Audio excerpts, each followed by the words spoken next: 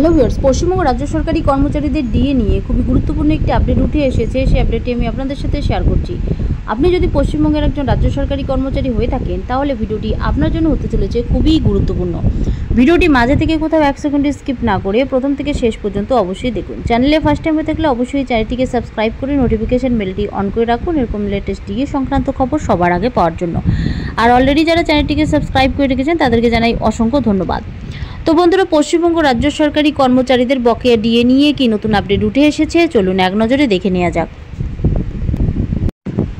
ঘুম উড়েছে নবান্নে। 27 জুনের মধ্যে ডিএ না দিলে কি করতে চলেছেন বাংলার সরকারি কর্মীরা।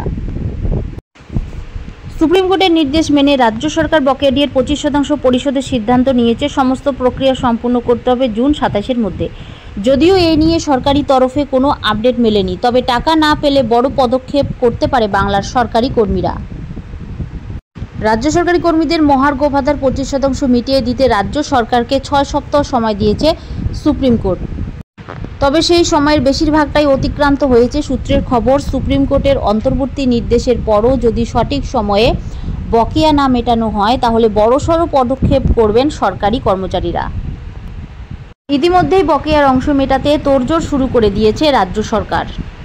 যদিও এই নিয়ে সরকারি তরফে কোনো আপডেট মেলেনি, মুখ্যমন্ত্রী মমতা বন্দ্যোপাধ্যায়ও জানিয়েছেন বিচারাধীন বিষয় নিয়ে তিনি কোনো মন্তব্য করবেন না।